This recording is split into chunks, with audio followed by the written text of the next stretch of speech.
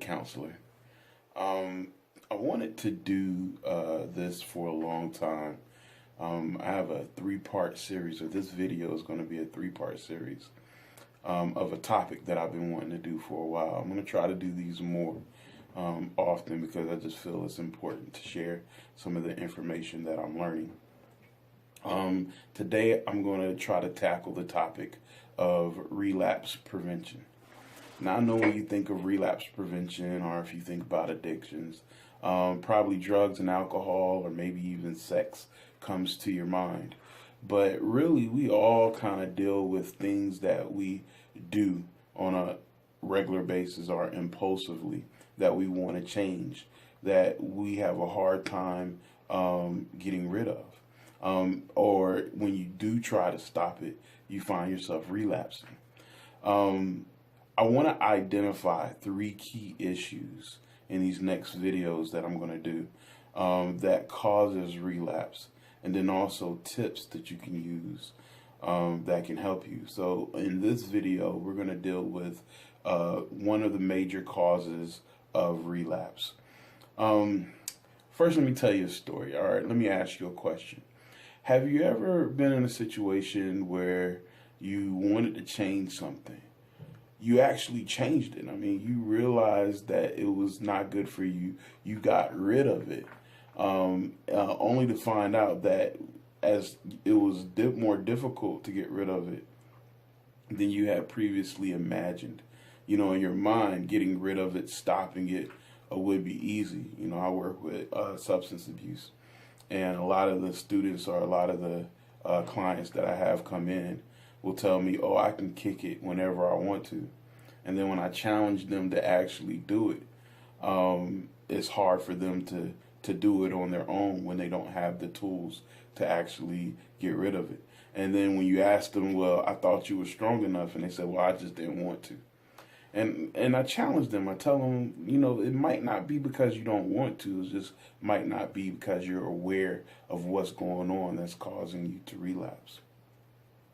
And so identifying this first step, I think, is really key in helping those who want to make change really make change.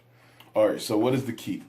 The first key or the first situation or thing that causes us to relapse is panic. Yep, panic.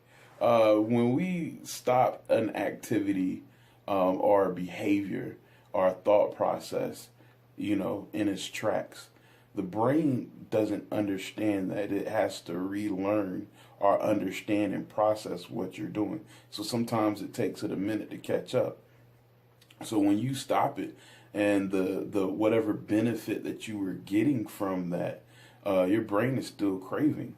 Matter of fact, it craves it at the same time, especially around the same time when you were doing it. So if you were doing drugs at night with your friends, and then all of a sudden you stop at night or around the time where you normally would get with your friends, maybe the weekends, you're going to feel panic because you're going to feel lost, or you're going to feel a loss or a disconnect because you used to do something that you no longer is doing, and your brain is trying to justify why is this happening, and so you might experience panic.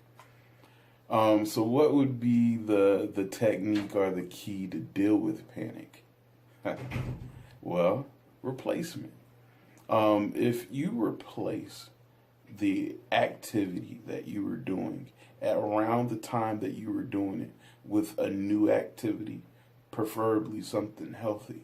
You know, it could be a hobby like playing the guitar, or starting an exercise regimen, or, you know, hanging with different friends, or, you know, doing something more proactive with your time at that particular time.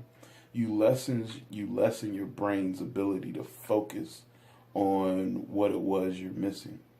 Just sitting around the house, I would get clients sometimes say, well, I just avoid it, so I just go home and watch TV.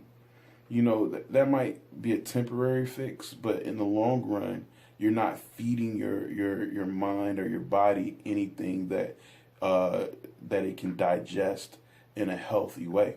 You want to feed it, you want to give it some type of stimulant that will be beneficial, hopefully healthy for you. And you want to replace it, especially around the time where you used to practice the behavior that you were doing.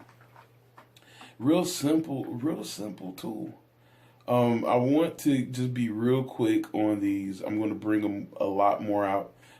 Stay tuned for video 2 because it's going to talk about our next cause for relapse. All right, guys, this is John, and I'm out.